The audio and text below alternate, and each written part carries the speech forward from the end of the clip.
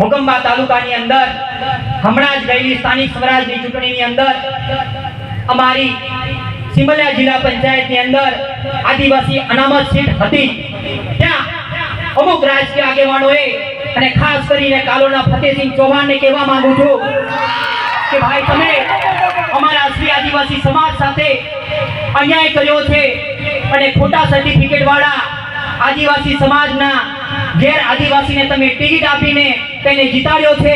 ત્યારે અમારા ત્યાંના સ્થાનિક આગેવાનો વિશ્લેષણ સમિતિમાં કાયદાકીય પ્રોસેસથી લડી રહ્યા છો, પણ જે દિવસે અમારા જિલ્લા પંચાયત સિમલિયા જિલ્લા પંચાયતના આગેવાનો અમને કહેશે કે અમારા સાથે ખોટું થયું છે, તે દિવસે યાદ રાખજો હજારોની સંખ્યાની અંદર રોડ પર ઉતરીશું, તમારી તાલુકા પંચાયત અને તમારી જિલ્લા પંચાયતનો ઘેરાવો કરીશું અને તે દિવસે મેં જિલ્લા પંચાયત સભ્યનું તમે રાજીનામું માંગશો જ, સાથે સાથે ફતેહસિંહ ચૌહાણ પણ સાંભળી લે, તમારું પણ અમે રાજીનામું માંગીશું।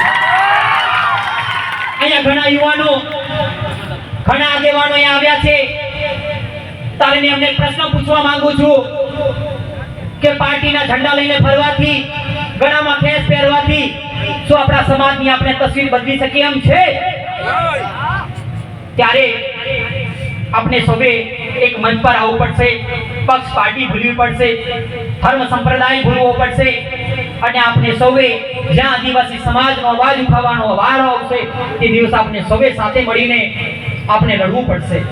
સાથીઓ, એવી જ રીતના હમણાં ટૂંક સમય પહેલા મારી પાસે એક ફરિયાદ આવી છે કે આઝાદીના 78 વર્ષથી આપનું રામેશ્વરા ગામ આઝાદીના 78 વર્ષોથી રોડથી વંચિત છે, ત્યારે હમણાં જ રોડ પાસ થયો છે, ત્યારે કેટલાક નેતાઓ એ રોડને રદ કરાવવા માટે રાત દિવસ ગાંધીનગર અને દિલ્હીની યાત્રાઓ કરે છે।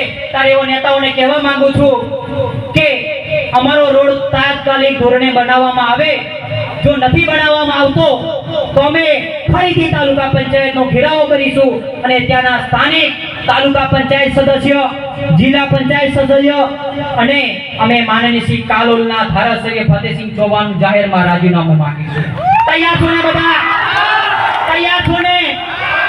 સાથીઓ, હમણાં ટૂંક સમય પહેલા આપણા આ દેશના ગૃહમંત્રી અમિત શાહે આપણા જંગલના અધિકારો છીનવા માટે આપણા આદિવાસીઓને શું કીધું ખબર છે? ખબર છે? વનવાસી કહીને એ લોકો આપણી જંગલની જમીનો છીનવા માટે આપણને વનવાસી કહી રહ્યા છે। ત્યારે મારી આદિવાસી સમાજને પૂછવા માંગુ છું, શું તમે વનવાસી છો? શું તમે વનવાસી છો?